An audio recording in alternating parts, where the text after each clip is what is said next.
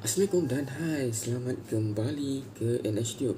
So, sepanjang bulan ini, so anda pun tahu bulan ini bukan? So, ini adalah bulan kemerdekaan ataupun bulan hari kebangsaan.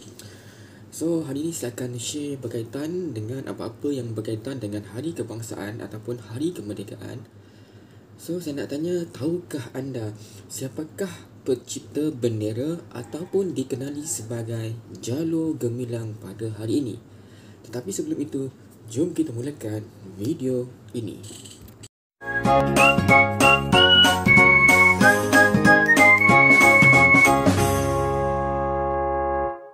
Assalamualaikum dan hai, selamat kembali ke NHTube. Kepada yang telah subscribe, terima kasih. So, bantu saya dengan tekan button subscribe. So, semoga channel ini boleh pergi jauh. Okay, so saya nak tanya anda. So, bulan ini dikenali sebagai bulan apa? Okay, jawab. Oh, okay, yang dekat sana. Okay, ini adalah bulan 8 ataupun dikenali sebagai bulan yang kita hargai, iaitu bulan kemerdekaan ataupun bulan kebangsaan.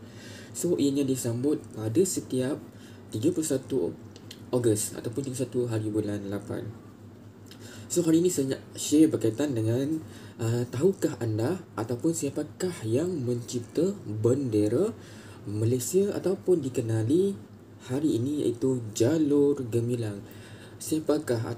Adakah anda tahu siapakah pencipta ataupun kita telah lupa di mana asal usul bendera ataupun jalur gemilang tersebut? So, hari ini saya nak share berkaitan dengan tahukah anda siapa pencipta bendera Malaysia? So, saya akan cerita secara lebih ringkas sahaja.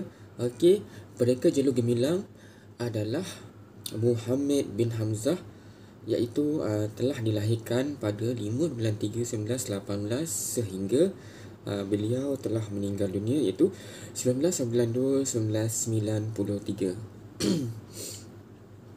So, kita pun nampak pada tahun 1963 Malaysia mempunyai 14 jalur. 14 jalur ni menunjukkan 14 negeri yang ada di seluruh Malaysia ataupun negara Malaysia, yang berbilang termasuk Sabah dan Sarawak, iaitu Semenanjung dan Sabah dan Sarawak.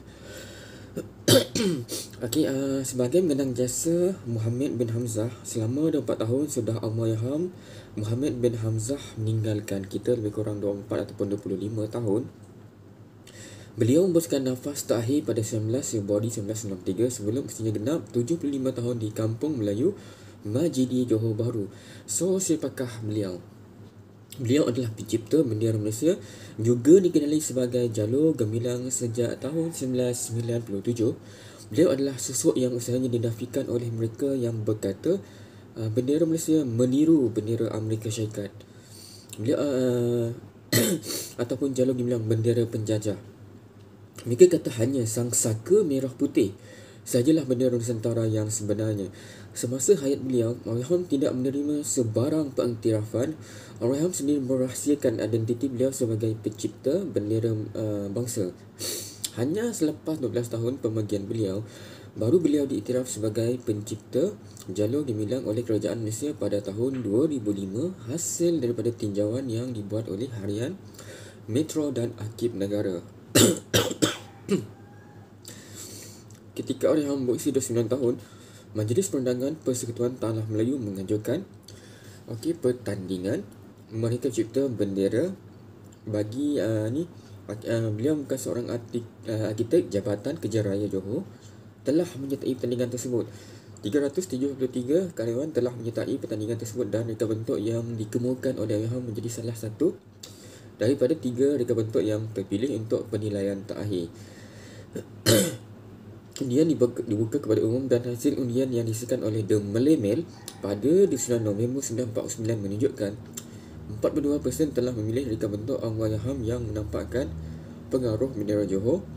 Negeri asal beliau kemudian ia diperkui oleh Majlis Raja-Raja pada 23 Februari 1950. Siapa kata ia bendera penjajah?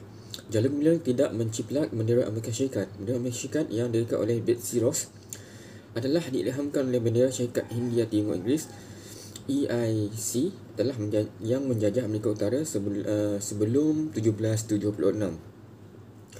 Bendera EIC pula diambil daripada umbul-umbul kerajaan Majapahit bernama Getih-Getah Samudra yang punya 9 jalur merah putih. Selepas kapal EIC berlayar ke Kepulauan Melayu pada abad ke-17, siapa meniru siapa sebenarnya? Tuan-tuan, dua getih-getah samudera, jalur merah dan putih dan sang wajah pataka merah dan putih adalah mirasi panji-panji kebesaran kerajaan Majapahit. Jadi, kedua-dua jalur gemilang dan sang saka adalah warisan Nusantara, malah bendera jalur merah putih masih dikibarkan oleh tentera laut Indonesia dan dinamakan sebagai ular-ular perang. Kaki geopolitik macam saya memang melihat getih-getah semula lebih padan dengan jati diri kita sebagai bangsa pelaut ataupun maritim. Sayang sekali Orham tidak lagi bersama kita. Kita tidak dapat tahu apakah motif orang memilih corak getih-getah sorry guys. Yang saya lihat Amir telah berusaha untuk menggabungkan warisan anti agama, bulan bintang Uthmaniyah dan warisan bangsa jalur merah putih Majapahit dalam representasi yang begitu moden dan dinamik. Betapa indahnya corak jalur melambai ketika dibelai angin. Malang sekali kalau Orham masih hidup. Pasti hati beliau dengan pelbagai tuduhan yang tidak berasas. Itu yang tidak ialah sudah sampai masa kita berikan pengiktirafan yang sebenarnya kepada Orham. Hormatilah insan mulia yang telah memberikan kita jalur gemilang yang menjadi inspirasi kita tak kira waktu gembira, suka atau duka, simbol yang menyatupadukan kita semua, lambang yang menjadi kebanggaan setiap anak Malaysia. So itulah Allahyarham Muhammad bin Hamzah. Itu pencipta bendera Malaysia yang pertama atau dikenali sebagai jalur gemilang. So rekaan yang dibuat oleh beliau tidak diiktiraf pada masa itu, sehinggalah pihak ni macam aktif negara datang untuk menilai semula pada tahun 2005 lah. So kita pun dapat tahu bahawa tak kisah apa-apa yang berlaku, sama ada suka, duka dan sebagainya, kita haruslah bawa bendera Malaysia ataupun jalur gemilang di mata dunia, tak kisah dalam ekonomi, kemasyarakatan, terutama dalam bidang sukan yang menyatukan padu rakyat Malaysia lah. Okey, sampai di sini saja perkongsian saya tentang bendera Malaysia ataupun dikenali sebagai jalur gemilang.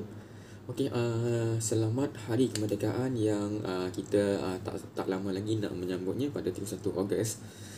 So, tegakkan nilai patriotik kita untuk support bulan kemerdekaan walaupun kita tak macam dulu lagi lah di kala pandemik ni. Okey, sampai di sini saja. Jangan lupa support NHTube, subscribe NHTube. Sini kita jumpa lagi pada next video akan datang. So, dah tengok kan? Subscribe lah. Bye. Assalamualaikum.